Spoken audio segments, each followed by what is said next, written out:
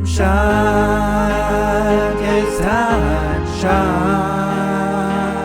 I'm in the place where my friends are, and I know together we'll go far. Yeah, time shot, it's time shot, and I'm still doing things the time shot way. Hello, people. It's Poet. And I'm just hanging out at the Guardian. Why is this lighting like this? This lighting is so weird. Well, first of all, you look up and there's like a dark X shape for I don't know what reason. I guess it has something to do with the fact that the torches are all around. But then this weird, weird. I don't know how Minecraft lighting works. I don't think the developers of Minecraft know how their lighting works. Anyway, I honestly don't have a single thing to talk about today. You know what? I don't have a single thing to do. I don't have a single thing to talk about. You know what? Let's oh, clouds are on. Video, clouds. There we go. Did it. Fixed it. So today it's so late, guys. It's 1 a.m. It's 1 in the morning. I never ever make videos this late. In fact, you can probably hear it in my voice. I can hear it in my voice that my voice is just tired because I haven't actually spoken to a human in like I don't know. Win went to bed early tonight. I watched some TV. Played some Overwatch. A few hours went by at least. Several hours. And I'm still awake. It's not that I can't sleep. But I don't know. I had stuff on my mind. I want to... Well, not really. You know, like I say that I have stuff on my mind. But if you were to ask me, like, what do you want to talk about? I don't know. There's not a whole lot. Maybe I'm rambling. Maybe it's because it's so late. But it's 1 in the morning. I don't usually record this late, but I just got this. It's like this inner feeling, and I don't really know how to relate it if you're not making some kind of a content. If you're not a creator, I know that there are like two types of people technically, where there's the logical side and the creative side. If you're a creator, well, you know what I say that very tentatively because when I feel man, there are suddenly a lot of things to try to get my brain around. I used to be a very logical thinker. I think I still am in very many ways. I do my best to think logically. And they say that comes from a certain hemisphere of your brain, and that the creative side of things, the non-analytical side of things, happens on the other side of your brain. But then, like, brain experts will say, well, you really, it uses both, interchangeably, and, so on and so forth. But most people would say that, either you're one or the other. You're usually not both types of people, where either you're going to be, like, into programming and logics and mathematics and science and stuff, or you're going to be very creative and tactile, using your hands, painter, musician, or video producer, maybe. I don't know. I feel like I was definitely one end to the other, so maybe that's a myth. It probably is. I feel like, because for years and years and years and years and years, I was in computer science. Went to university, went to another university, spent, it was 6 or 7 years of my life in post-secondary school, learning like the ins and out of programming, mathematics. I was in calculus and algebra and statistics and all the math courses you could ever think of, physics, all the computer science programming courses, like super logical, mathematical you can't get any. I mean, you really can't. I actually was in rocket science, so you know there's that side of it. But then doing what I do now, I feel like I use 0% of any of those skills. Maybe there's something more like the inner workings like of my brain where, you know, I don't realize that I'm using skills that I developed while I was logical and doing all those kinds of things. But for the most part, I feel like I don't use those things. So does that mean that, you know, I'm both kinds of people? That I'm a creative person and an analytical person? Like, I think so. I think that it definitely shows that people can be both comfortably. In fact, I think everybody has the opportunity to be both. But I got this feeling inside. So the reason I mentioned all of that is because I was going to say, you know, maybe only the creative people feel this way. And I don't know. Maybe it's true. I think that I'm both. So I don't really know how to answer it. But when you get this feeling inside where you just have to create, where you get this feeling. It's a feeling I can't describe. If you asked me what emotion it was, it would be, I can't describe that either. But like almost a sudden urge to dedicate your attention to something. Okay? And I did get that way when I was in programming and I was in game development, and where I would all of a sudden it would be like 1 a.m. and I'd get this thought and I'd have to sit down and hash it out, and before I knew it, it was 3 a.m. But kind of unlike that. Where am I going? What am I doing? I wanted to go caving today. I'm gonna just check out my mine.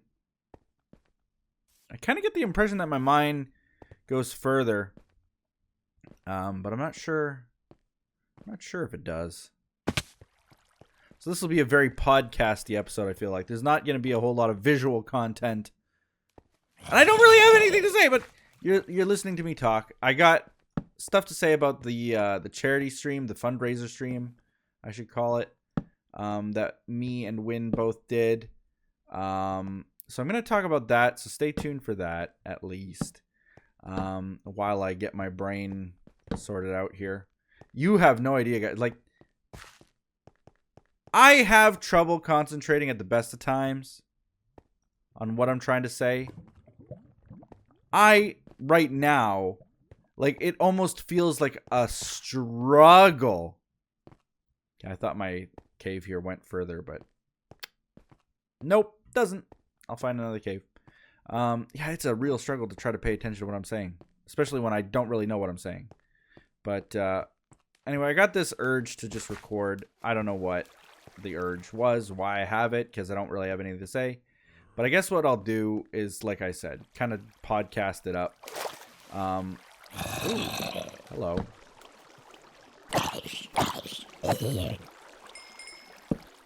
Speaking of cave, maybe this does go further. Oh my goodness.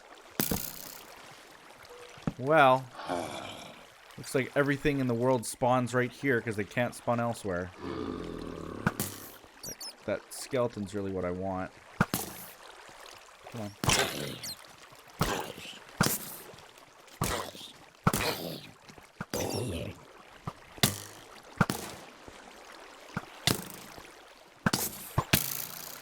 Oh, bat! What is this, Fabe's UHC video?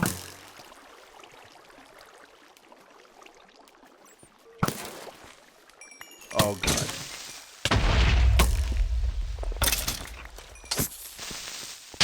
Alright, everything's dead, right? Jeez. Man, okay. This is all under my base? Man, okay. Well, anyway. I guess yeah, like I said, I'll kind of podcast it up. So the first topic, I guess, would be that we did the fundraising stream. And I think I conveyed as many emotions as I could into that video. Although I know that I I left a lot out, and that, you know, I'll be honest with you guys. You guys know how frequently I record TimeShot, and I'm like, you know what? I didn't like that cut.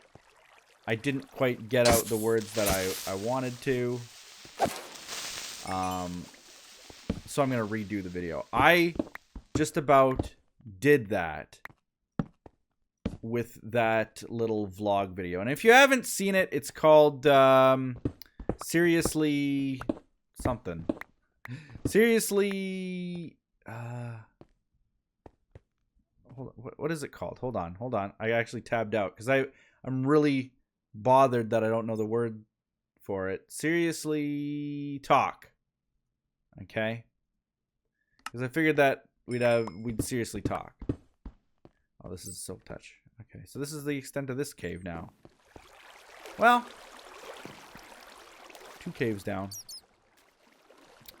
So in that video, could you imagine if I had redone it? Like the emotion that I felt. I was on the brink of crying in that video, and I don't think if I had re-recorded it that I could have even had, like, it wouldn't have felt the same. Because when I was saying those things for the first time, as I was hearing myself say them, as I was realizing maybe the dire situation that I was in for myself, the emotions just came out. And if I were to do it again, I have the feeling that, you know, I'd be accustomed to it in some weird way. Because this is a little known fact about me, and it actually gets me in trouble in relationships. Wynn's actually experienced it a few times, where I have problems paying attention. This is nothing new. But it's not that I don't care. It's that I have this weird method of tuning things out. And it's not that I do it on purpose either most times, but I have a really amazing way of just, like, if something is really bothering me or something bad happens or something, you know, most people would probably feel some kind of anxiety, stress, fear, loathing, you know, all these kinds of bad emotions and stuff. I have a weird thing where I can just tune it all out, and I don't really know why, how, what I do, how I do it. Maybe it's just part of my attention deficit. Maybe it's part of something else. I have the ability to tune things out, and I can do so well that it actually upsets people. Like I was saying, in relationships, it can be a problem because, you know, if someone's really upset about something that I might have done, or something that they might have done, or something that happened to them, or, you know, whatever, I can just kind of be like, oh yeah, that's interesting, you know, like, and I'll absorb it, and I'll hear it, and I'll understand it, but I don't react to it, which is funny because, you know, you think about when I play games like Overwatch, and I get so ragey and passionate about it, and like, maybe that's my outlet. I don't know. But for most things, I have this ability to tune them out. So I don't know why certain things make me rage. Video games, mostly. Why certain things make me rage, and other things, it's almost like some kind of a defense mechanism. Like, when I'm raging in a video game, it's usually because I feel like I could have fixed the problem, or that there was a solution to the problem. And maybe the difference maker is in when I don't know of a solution. My brain shuts it out and doesn't acknowledge it. Like, that, could that possibly explain some of what I feel and the reason why I can tune some things out and some I get so upset with and passionate about? I don't know. I really don't know. So, but anyway, yeah, I can tune things out so well that I think that as I was just like saying those things in that video, talking about them for the first time. Like, because I don't talk about this with Win. You guys think I do. I don't. Like, we don't do it. And I do it mostly for her. The fact that I don't talk about it. I mostly do that for Win. Because she doesn't have that same superhuman ability to just tune things out. She will get affected by it. She does get affected by it. Like any human would. Like most humans would, I guess. But like, the last thing I want to do is upset her. Or make her, like, she has problems with anxiety. Waking up in the middle of the night. Trouble sleeping and stuff. So I keep it all bottled in. A lot of it. All of my fears, my discontent, the problems financially, all that kind of stuff. I don't talk about it. Probably not as much as I should anyway. And I mean, the thing is that, like, I want to say that, like, part of it is that I don't want to upset her, and the other part is that, like I say, I just don't have, my brain might not have a solution to it, so it somehow, like, tunes it all out. I don't know. I don't really know. But either way, I recorded that. It was very emotional for me. And I got to at least experience some of those emotions that I maybe kept bottled in. And I say bottled in hesitantly because I don't feel like I'm bottling them in or that it's a problem in some way, as bottling in feelings usually is. Like, I'm not purposefully doing it. Again, I want to, like, reiterate, I'm not purposefully bottling emotions in. That's unhealthy. I do it without even realizing it. Okay, this is a huge place, and I don't have any torches. So we're leaving. But I almost wanted to re-record it. Just because I thought that, like, here's the thing. I don't know that I got the right messages out. I didn't want it to feel like I said this in the video that I do blame myself in large parts. But I don't feel solely responsible for this situation we're in. Some of it just comes down to bad luck. You know? My hot water heater broke last year. $1,000. That plumbing emergency that I talked about in previous episodes. That was $600 and something. Just little things like that. That you wake up in the morning thinking today's going to be a normal day, and oh, you have to spend $1,000 that you don't have. And maybe it all adds up. Like, it's sometimes bad luck that amounts to these problems. It's not just mismanaging funds and stuff, and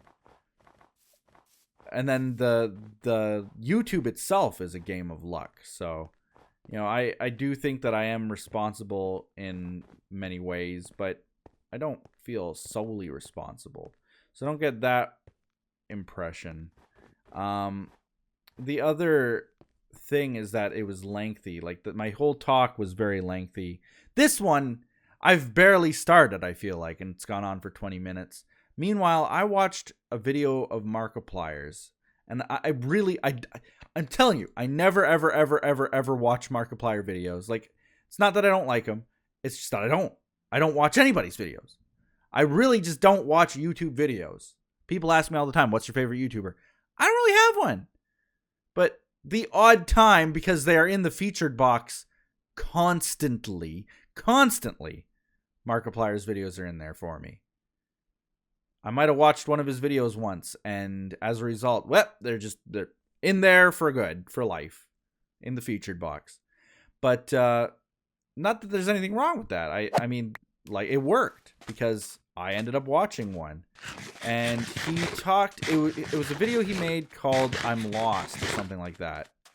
And you guys can go to his channel and check it out too. I mean, you're probably already there. He's got 16 million subscribers. But this video, "I'm Lost," just coincidentally, was in a very...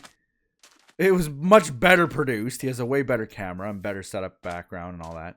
But it was in a very similar style to mine, where he just had kind of a, like, let's face it, one-on-one, this is a vlog, this is me reacting to things that are going on. And he talked about his experience in YouTube briefly, about how he just didn't want to disappoint the fans. And I think that is a message that I also wanted to convey, but didn't quite get those words out right. He made this amazing, insightful video that's like 10 minutes long.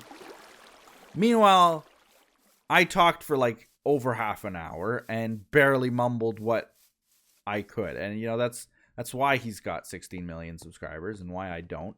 But I wanted to also say those kinds of same sentiments. Like, in his video, he kind of gives the impression that, you know, he doesn't care about the fame. He doesn't care if he's homeless tomorrow. What he cares about is disappointing you guys or making you guys unhappy in some way. And I feel the exact same way. And that is something I wanted to also express, in that, you know, if I had to suddenly stop making videos for whatever reason, the biggest disappointment wouldn't be, you know, like, oh, I don't have a following anymore. Oh, I don't have popularity anymore. Oh, I don't, you know, nobody knows who I am. None of that matters. What matters is that I would have let people down, you know, like I would have made them, well, I don't know how they feel. I can't speak for other people, but I know how I'd feel. I'd feel so bad about it that I'd let people down. I don't want to let you guys down. I don't want that. I want to continue to produce content, no matter what it takes. Do what I have to do that. Do I not have any... Jeez, I have no wood in any of those chests. Might have to go pilfer some from Tort. He may have some wood. Borrow some. Borrow. It's the Michigan way. Borrow. It's the American way to say borrow. I always say borrow. Tomorrow. Sorrow. It is an O. The letter is an O, right? Why do Americans pronounce it with an A? I really don't. It's not S-A. Is it? No. Oh, what am I even saying now? I want to thank you guys, though, for being there. You know, like I said, I honestly, ooh, he's got a lot of iron left. Honestly, I wouldn't be here without you guys. And that's something that Markiplier tried to express. And as he was saying it, I could definitely parallel those same exact sentiments. That I don't think that my life would be over in any kind of way. Don't worry about me that way. I'm not depressed. I'm not upset. I'm not, you know, fragile. But I just know that if it wasn't... Ooh, well, that'll work. I'll just take those. Okay, Tort? I'll take a couple stacks of torches. I'll pay you back some other time.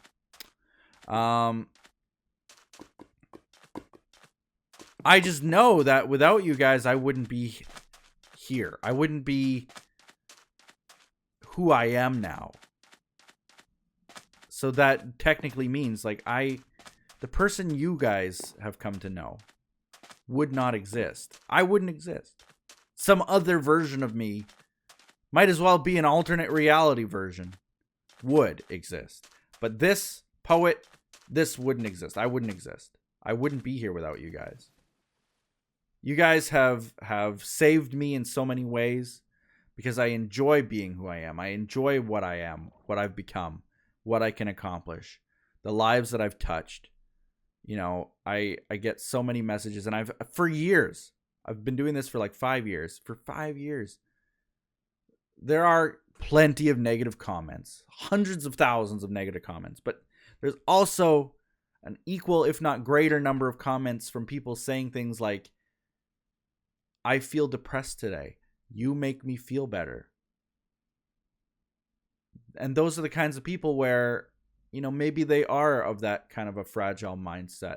Maybe they are in a dark place. And if I, just some random schmuck talking on the internet, have the ability to make them happy, engage them, make them feel better, entertain them, that amounts to so much. That means so much to me. And I know that years and years and years from now, when, you know, I'm looking back at all of this, YouTube's long gone. I don't know if I'll be able to fully grasp that. I don't know if I'll be able to explain it to people. Just what kind of impact I had. Maybe I'll never really understand or know the kind of impact that I had. Because, I mean, people genuinely have told me, you've saved my life. Have I? I don't know. It's insane. It's insane to think that it could be possible. Because I think everybody who has some kind of a depression moment asks themselves, what would the world be like if I just wasn't here? You know? What would change? What would have changed if I never existed? And to think that lives, like other people's lives, could have been affected by me not being here, doing what I'm doing right now, it blows my mind, and I still don't know how to really even acknowledge it or accept it. Maybe it's something that you never can. So, I mean, those are kinds of the sentiments that I wanted to express in that video by saying, you know, I am having these kinds of problems, but no matter what happens, you guys have touched my life, and you guys mean the world to me. You know, I don't know how to express that properly. I don't think that I can, because I just lack the... well, very good example. I don't have a vocabulary. Very good. I don't have vocabulary. Very good. It's just, I wish that I could express the proper way my appreciation. And it's just humbling that so many people are here and so many people show support, and that leads me to the fundraising stream. So the video went out, and I honestly, I said this during the stream, and this was the truth, is that, well, let me give you the background, because this is, we're not streaming anymore. I'm not streaming right now, so I can kind of give you a little bit of a longer story, especially if we're kind of podcasting it. We're basically to the point where, like, we didn't know what to do. We didn't know. And Win had just asked people. Like, here was the situation, okay? Rewind. March came around, and I usually, well, no, okay, this actually goes back to February, because I get paid the 15th of the month. This is just a tidbit of information you don't really need to know, but I get paid the 15th of the month, so it puts it all into perspective of when this all happened, okay? So 15th comes around, and I paid Win. I didn't pay her, but to offset her rent, I give her rent money and money to take care of the kids and her bills and all of that. And that was fine. And it's like, March came around. I think I'm getting my times right. and her rent was due, but I had already paid her what I had made, and there was nothing else coming, and like we were in a spot where she, never mind next month, she didn't have enough money for rent like that current month. She was constantly saying things like, and I think about how bad I feel about this. Like, when you have the one you love, a loved one, a family member, really, I consider her a family member. She's family to me. She's going to be my wife. She will be my immediate family. She is my family, you know. When a family member says to you that they are starving, that they can't afford to go to the store and buy food, and all that I can do is sit there, and that thing in my brain that shuts out the bad, I sit there and I shrug it off, and I just sit there thinking, I don't know what to do. I don't know what the solution is. Well, I guess I just won't think about it. And, you know, that's kind of situation that we were in. So she goes and she had to ask, I think, people for support. I think she did. I don't know how much she got from people. But it was enough to either cover the rent that she needed then, or the food that she needed. Whatever it was that she needed, she was desperate for. She was able to get through the help of her patrons. And it was at that time, because it was, you know, I don't know what to do. I'm sitting there, like, shrugging it off, thinking, well, I really don't know. I really don't know what the solution is right now. And so I suggested to her, because I feel bad making these suggestions. Because, you know, when someone's upset about something, you can suggest all you want. It's not going to make them feel better. But I desperately try. I don't like when being upset. I don't like anyone being upset. Tried to make them feel better by offering suggestions. Sometimes that's the worst thing you can do, so I just very tentatively, very cautiously offer some suggestions. And one of those suggestions is, well, maybe you should ask your patrons for help. See if any of them will come forward. And her immediate reply was, no, I can't do that. You know, I've asked them. They've helped me too much. They're already pledging every month. I can't do that. I can't do that. I'd feel bad doing that. But you got to kind of have the courage to suck it up and say, you know what? I am not above asking for help. I really desperately need help. So she had to ask. She did. And they helped her out. And it was incredible. So fast forward the month later. So that must have been in February. Fast forward the month later, and we're in the situation again where, you know, we're going. And Wynn had just gotten back from, or she was still in Seattle, okay? So she went to Seattle for the Beam thing. She works for Beam. She was in Seattle for training or for their meeting or whatever it was, orientation. And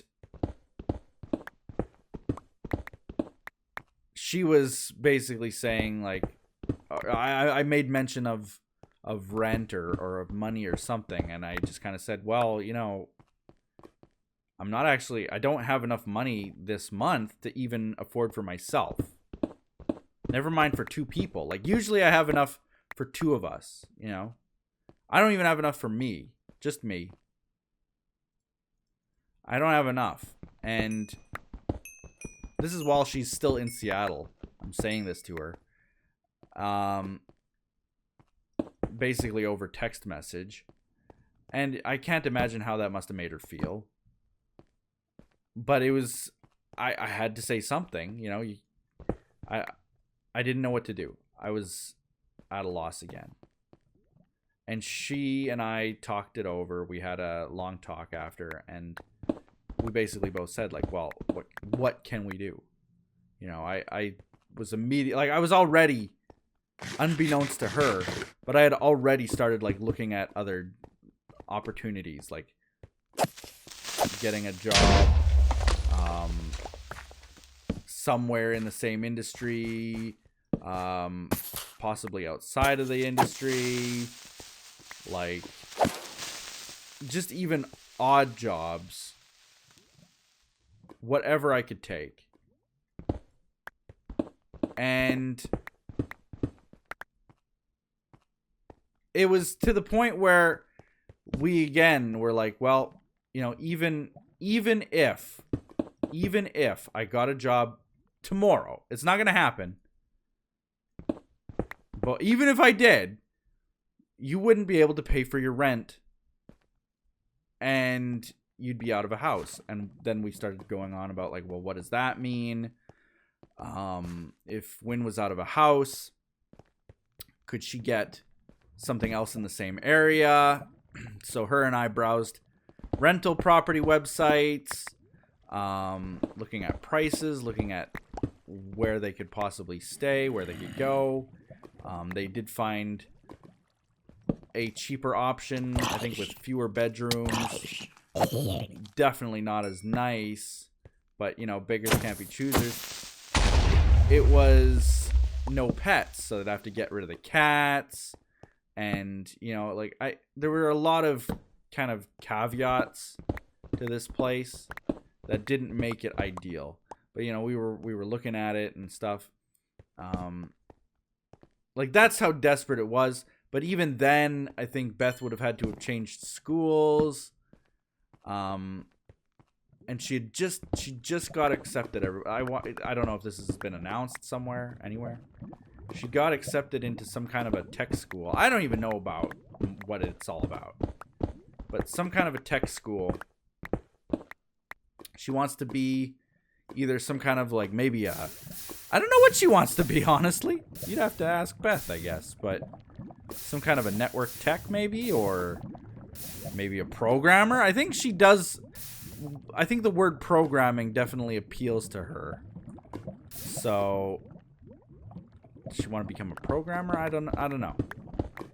Either way, she got accepted into this tech school, which is just, I mean, a really proud moment. Something to be so proud of and appreciate that opportunity. Uh-oh. Yeah, there we go. And then to have to basically say to her, like, listen, you know that school that you wanted to go to, that school you got accepted into after applying and, you know, all that? Oh, well, you can't go. You know, I can't do that to a kid. I can't. But I mean, like, these were all the thoughts going through our heads as to, like, what would happen if we couldn't pay rent. And, I mean, we're not out of the woods yet. We still can't afford to pay rent. Nothing's changed. Like, the charity thing happened, and I'll get to that in a second, but, like, that hasn't, our situation hasn't really changed.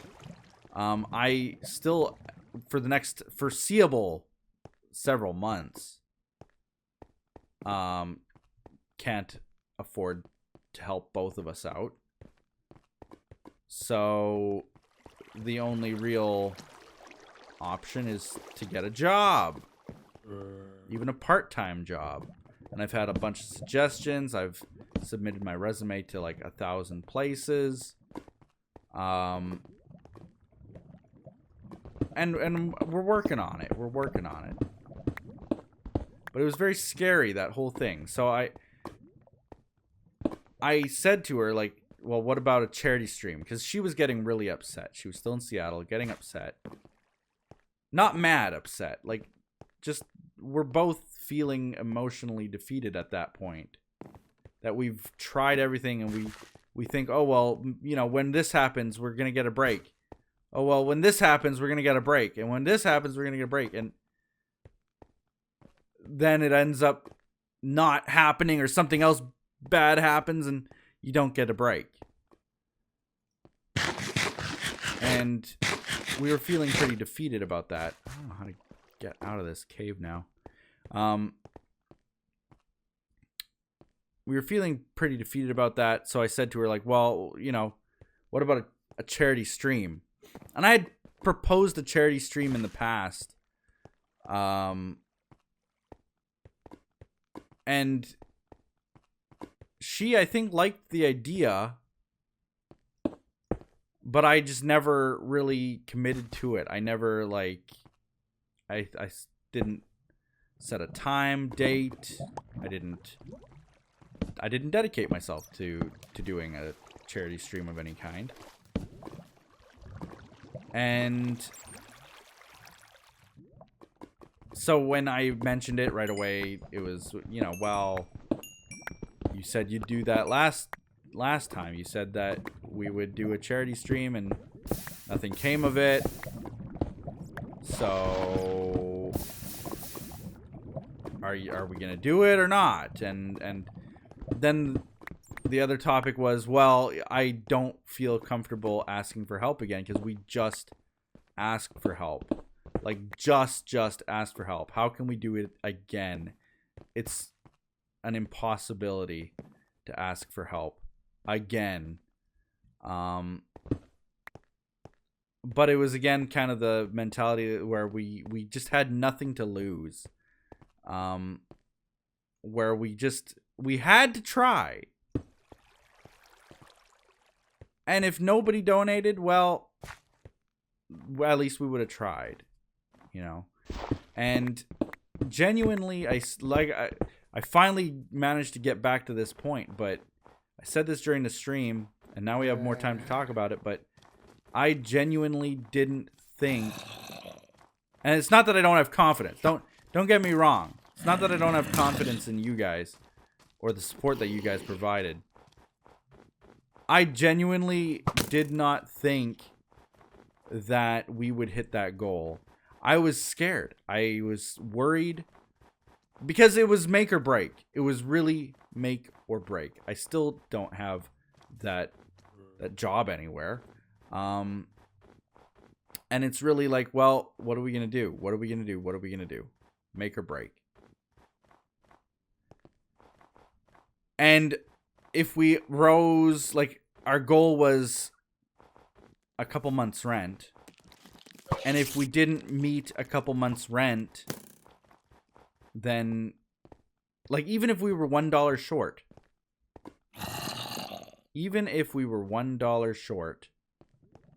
Win still would have ultimately, like, it would have just delayed the inevitable. And Win would have been out of a home, if not next month, then the month after, or the month after that, you know? It would have just delayed the inevitable. And that was something that neither of us wanted either.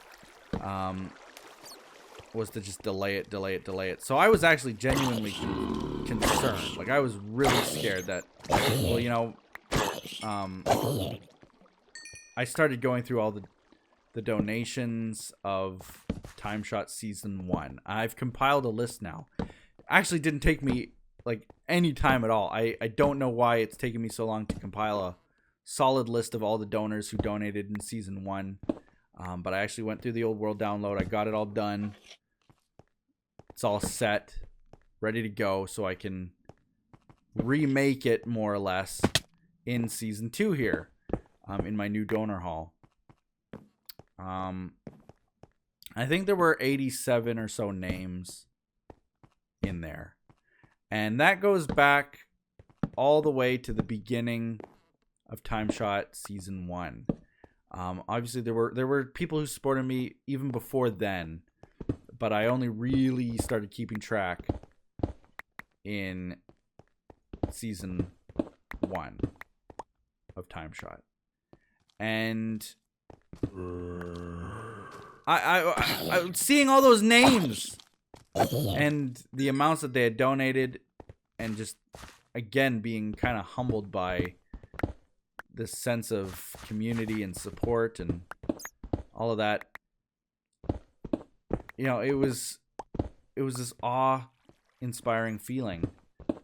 And yet I was still worried. Like, I don't know why, but I was still worried that, like, well, you know, I was reading some of the names, and this guy, he was a huge supporter of mine for so long, and I haven't seen him around in a long time. Huh.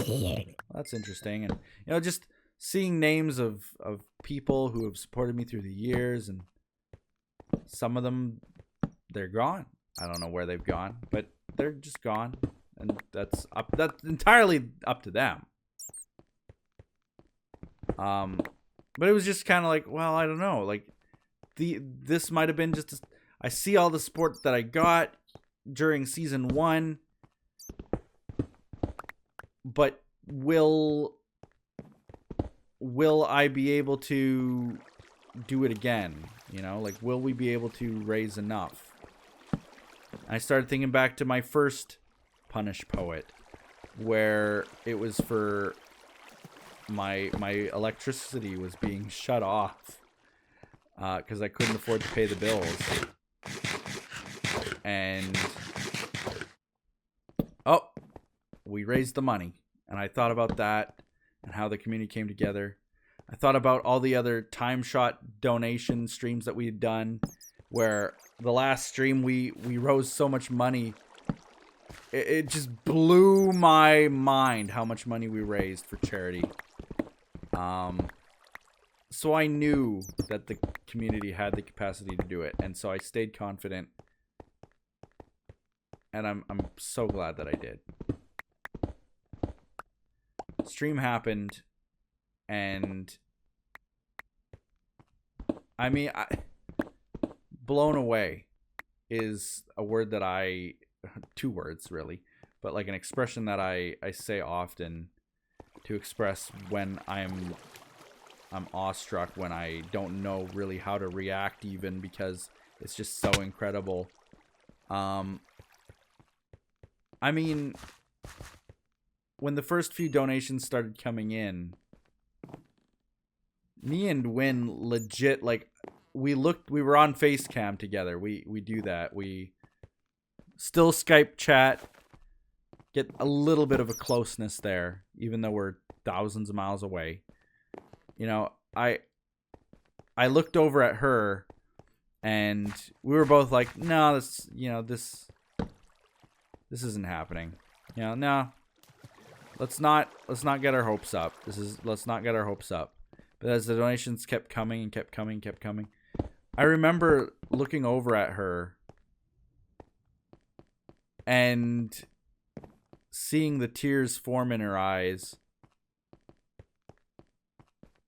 And I just full on like it's just such an emotional moment to think that you're alone and realize people have your back, you know?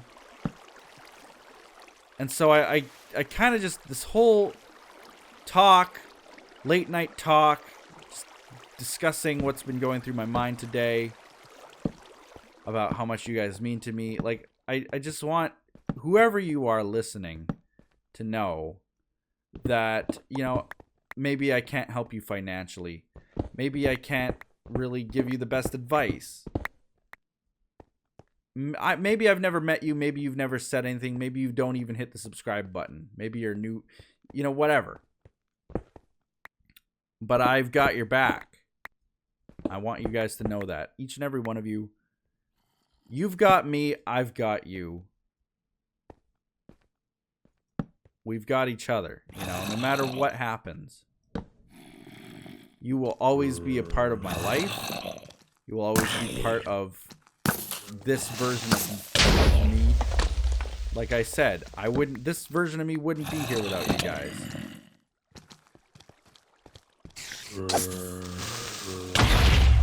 Alright, let's clear these guys out. Yikes. Yikes, what a cave, what a cave. What a cave. Wow. There's a humongous caving experience ready to happen here. I don't know that I'm ready for this. I'm actually out of torches again. I gotta go again.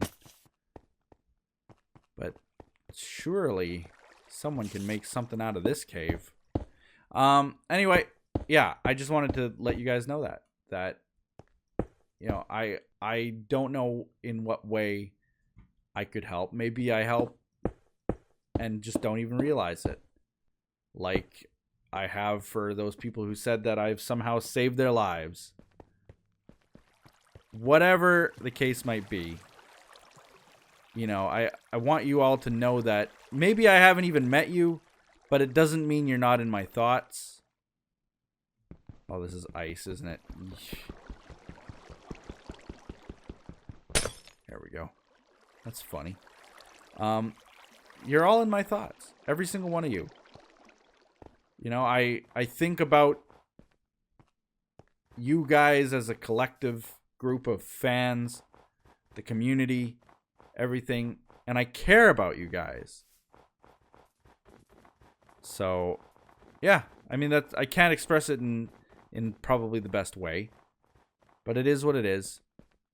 It's been a 50-minute video. 50 minutes. You know, Markiplier could do this in 10. I take 50. But what matters is that I finally at least got some of what I wanted to say. Still only some. Some of what I wanted to say. Some of what I wanted to convey in that long vlog video. I finally got some of it off my chest. I finally got to say it in the words that I wanted to say it in. And about the stream, the charity stream, yes, we did raise. If you weren't there, if you don't know, yes, we did raise our goal, and we doubled it. Our goal for today was $1,000, and we doubled it to $2,000. That's enough to pay for 2 months of rent. And it means that Win will be able to stay in her house, and that Beth will be able to, at least for now, stay going to that school, and everything for now is fine. Again, we're not out of the woods yet. You know, we haven't dug ourselves out of this hole quite yet, but at least now it gives us that buffer zone of, while I look for other options, while I apply to other places, now we at least don't have to panic and worry and shed any tears over it.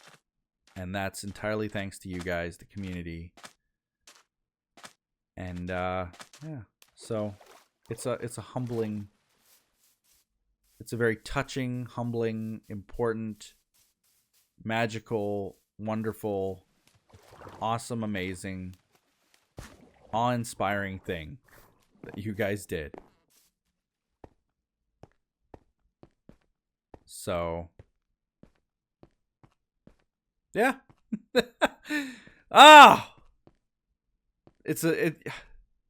I'm at a loss for words. I'm at a loss for words. But thank you all.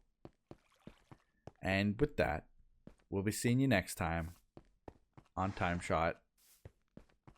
Bye-bye.